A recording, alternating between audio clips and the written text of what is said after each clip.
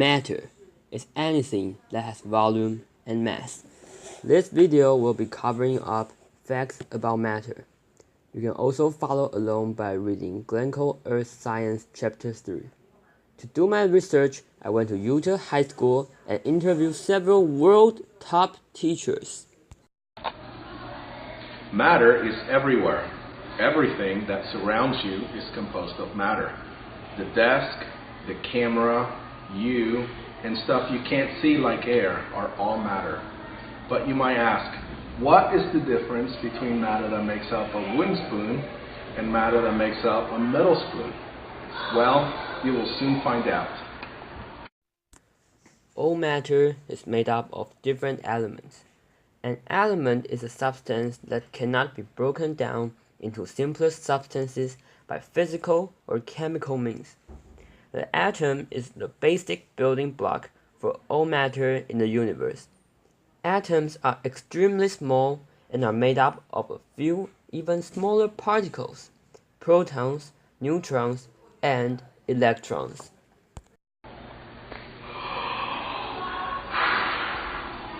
You might be surprised by the number of atoms that I just breathed in. Atoms are so small, but these little things build up the whole universe that we know. The first time that I learned about atoms as a kid, I was like, wow. Well, Mr. Otto is romantically talking about his first meet with atoms. I believe that there is vocabulary I should define. Here is a picture of an atom. This middle core is called a nucleus. The proton is the positively charged particle that is located at the center of the atom in the nucleus.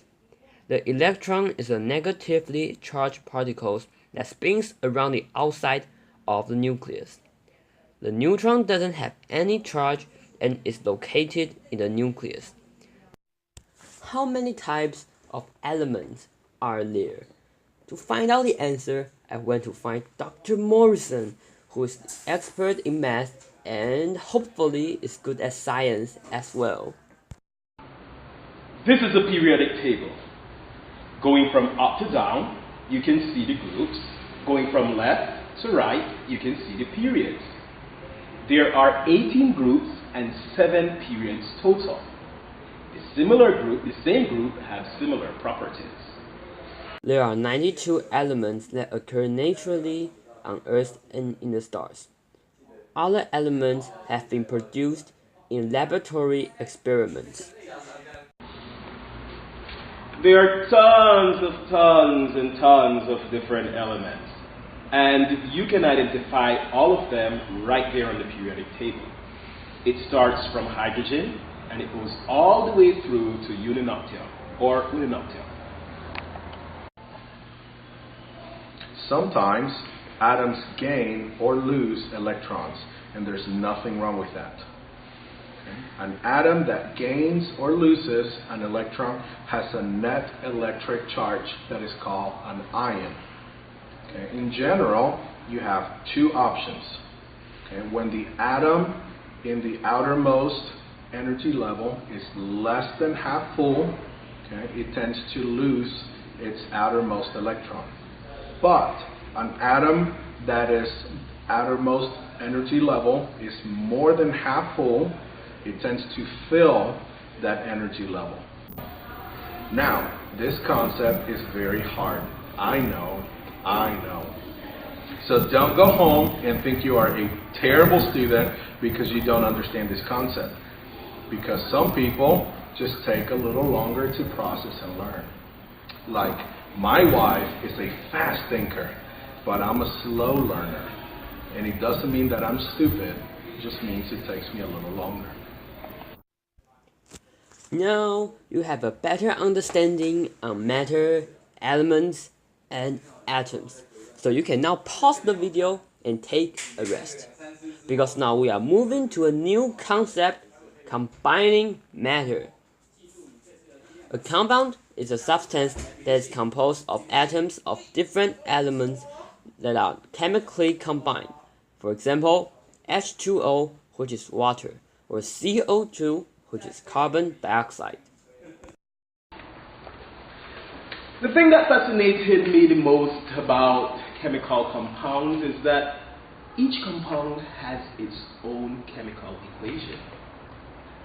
As a professor of mathematics, I have always been interested in formulas and equations and functions.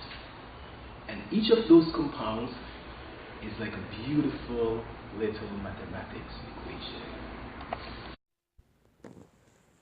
Here is an example of a chemical formula. You can read this chemical equation as 2 molecules of hydrogen and 1 molecule of oxygen react to yield 2 molecules of water. There are 3 ways of bonding in the formation of compounds: covalent bonds, ionic bonds, and metallic bonds. We might need some drawings to demonstrate the concept, so let's do this. One way in which atoms fill their outermost energy levels is by sharing electrons. How do these atoms stay together? 2 positively charged protons attract the 2 negatively charged electrons. This attraction of 2 atoms for a shared pair of electrons that holds the atoms together is called a covalent bond. As you might expect, positive and negative ions attract each other. An ionic bond is the attractive force between 2 ions of opposite charge. The chemical formula for common table salt is NaCl. Note that positive ions are always written first in chemical formulas. In metals, the valence electrons are shared by all the atoms, not just by adjacent atoms as they are in covalent compounds. The positive ions of the metal are held together by the attraction to the negative electrons between them. This type of bond, known as a metallic bond, allows metals to conduct electricity because the electrons can move freely throughout the entire solid metal. So here we come to the last part of our video, states of matter. There are actually 4, not 3 states of matter. You might already have a good understanding on 3 out of the 4. Solid.